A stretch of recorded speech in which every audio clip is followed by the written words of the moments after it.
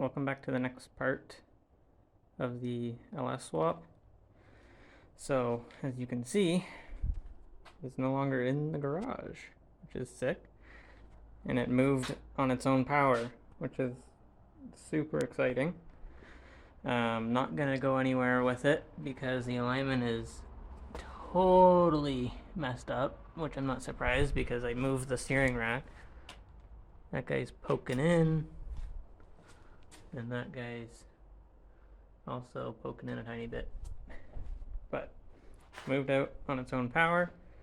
It's awesome. I've done quite a bit of work since the last video. Can't remember exactly what I was doing then, but you can see it needs a wash bad. So I'll show you a couple things that I've done recently. I can't remember exactly where we left off, but the hood shuts, which is awesome, and I think you guys probably know that from a previous episode. I have to clean that up and paint it, but I just wanted to get it thrown together. That's an easy afternoon job or whatever one day. It's working, and it's good and strong. Like it's a piece of angle iron bolted in, so it'll hold the hood down. I got the cooling system all dealt with. Sorry it's so dark out, but I just got this finished.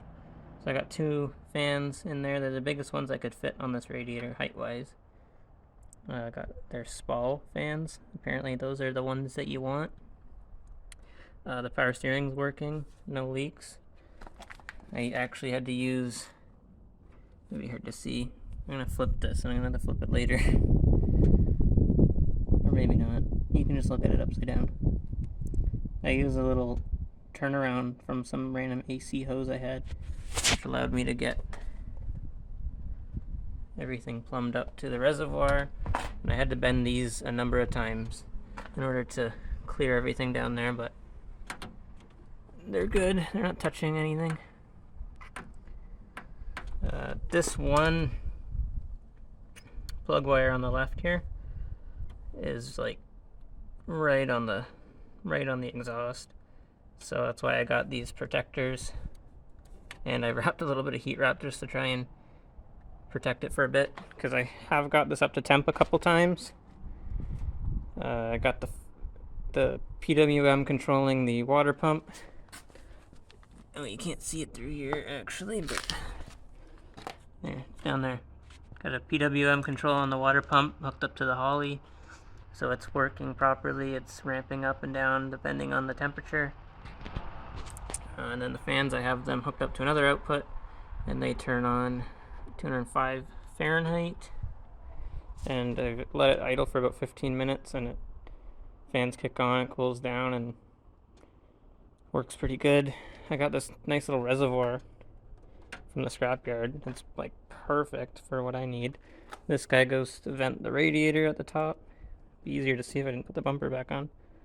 And then this one goes to a T. That's the down goes to the inlet of the pump, and up is the output of the radiator. And then this is just to fill up there. That goes to the radiator. These go to the steam ports front and back. So yeah, and I don't know if I ever showed you guys the throttle, but it's there and it works. That's just, I cut this out of a Subaru throttle body and just welded it onto a plate and bolted it to this one because the cam sizes were different. This cam here was different, and I just figured that was the easiest way to use what's already in the car. I got my little fuse box set up. It's just loose for now. I gotta mount it properly. This is 6 gauge. I don't know if it's enough. It kind of gets a little bit warm. These ones were on the verge of melting, so I had to double them up. These are for the water pump. The water pump is supposed to draw like 30 amps. Those are 14 gauge, which I thought was enough, but I guess I was wrong, so I doubled it up and it's fine now. And then for the fans, I just have another one of these 14 gauge go down to the fans, and the fans only draw like 15. They peak at like 20 when they first turn on, but they're fine. I got this cool little lamp meter that I'd wired in, but I took it out for now because I gotta find a new home for it. But yeah, I have a couple clips that I'll include. I don't want to keep starting it up and running it. It's late, and I don't want to bother people. But yeah, I'll just include those clips here at the end, probably. And yeah, one thing I want your guys' opinion on, actually. I'm probably gonna do it, but I just want to hear your thoughts. I think I'm gonna cut out this gray piece of plastic here, because it'll just give more space to the radiator for cooling. And I think it was just there to house the crash bar before, I think, which I have no room for anymore, unfortunately. I'd like to have one, but it's just not practical. And if you look underneath, I don't got. I should measure that, actually. It looks to the lowest point is the transmission drain plug, unfortunately. I can't see it on the phone screen. Oh yeah, it's right. It's right there. I think that's the lowest point, and which is honestly surprising that nothing else, the engine isn't lowered in anything. And I got this, I welded this bar between the engine mounts, and it really protects the oil pan. I'd like to make a skid plate at some point to protect everything because it is so low. But that's probably 7 inches, I want to say. It's hard to tell from here.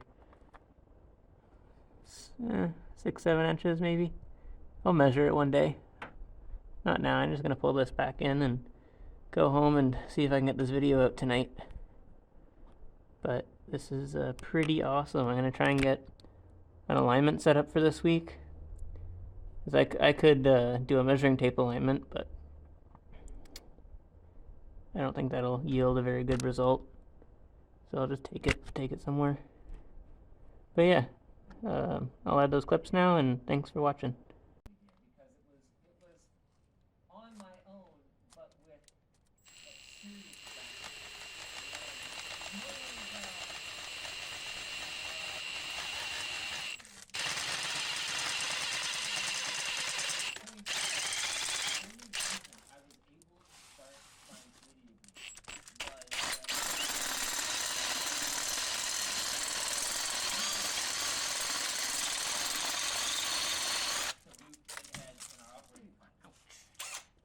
That was it. We were literally just paying Luke and Ed out of Yvonne's pharmacist salary. I also had the confidence to set out on my own because I knew that no matter what happened, we wouldn't be unable to pay the mortgage, right? We wouldn't lose our home, which was really important because we had a small child, right? We had our infant son.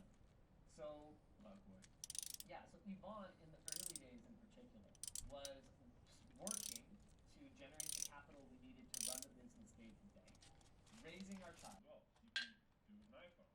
And the editing that is needed, like there's some small channels that grow in no small part